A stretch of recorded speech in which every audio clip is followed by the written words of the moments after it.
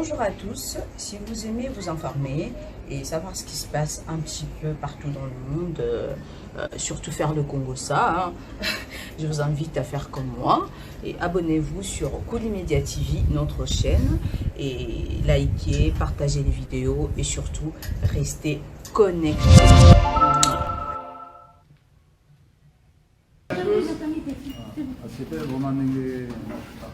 Les personnes qui sont arrivées à pied, je vous laisse repartir par ici. Et celles qui étaient en voiture, on va descendre en parking ensemble. Donc il y a Batonio qui avait invité. On s'appelle en présence de nos postes de l'OCL ou de c'est dans la presse. On a important sur un autre que ça nous fait. La mon a bien ici. Oui, on va faire la visite. Merci encore. Donc c'est Papa Hervé, moi il va pas na bagola bazolanda.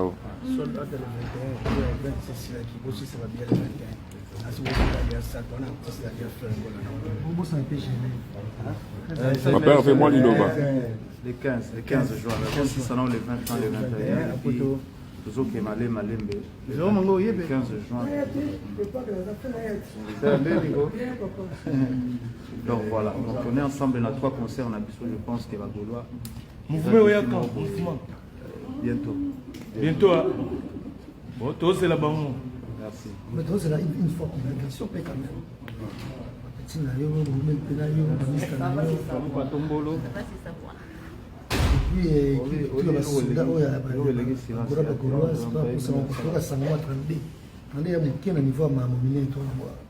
Tout ça là, on va ensemble télé va tout ça. Tout le monde va ici là là et puis les gars.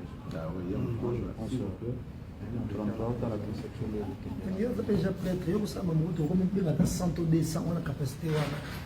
Yo comme français. Oui. Oui, mais loi française hein. Oui. Yo comme français, loi française. S'il vous plaît, achetez. Excusez-moi, on doit une. Non,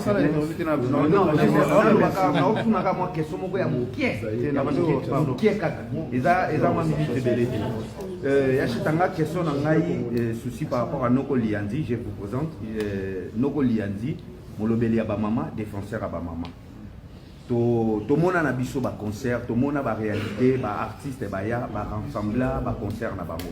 Mais arrivé à Jésus des Nuances, le pâtre, partout dans ça la descente pour toute sa maman, dans ce monde la maman nyonso baza mutema ouvert pour na soutenir yo artiste et musicien na bango et patrimoine ya mboka, mwana mboka lisusu. Sikoyo esengo wana o ba mama bazozwa nango ya sheta. Eloko nini oyo sali po ba fongwela mitema boye. Déjà, merci. Et tout le monde s'en a télé, tout ça, merci. Je pense que tant que ça va maman, moi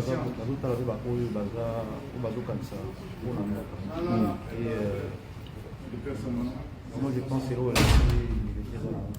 les gens conservent pour la communauté africaine. Non, c'était la rose, la famille. Ils sont dans toute une génération. Vraiment, c'est normal. Et puis surtout, maman babaki na comme ça fait message. Moi, binoko lianti ko zanga te so kutani na cheta Jésus de Nias o na zolo ba yaya na nga. Babi comme c'est la biso message. Différence au yazo même na communauté parce que tout le monde a misé musubaya ba kabola biso na communauté ba kosa mapinga ba kosa des autres mais arrivé à cheta à sangisi Bientôt commencer l'émission.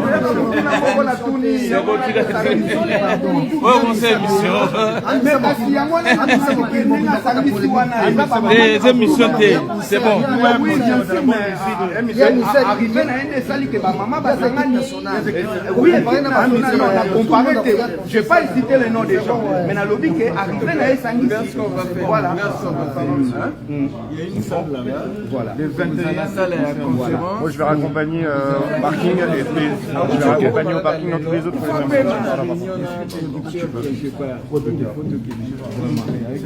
Merci vraiment. Ceux qui sont au parking par ici, les autres. Si vous aimez vous informer et savoir ce qui se passe un petit peu partout dans le monde, surtout faire le Congo-ça, hein. Je vous invite à faire comme moi et abonnez-vous sur Koulimedia TV, notre chaîne, et likez, partagez les vidéos et surtout restez connectés.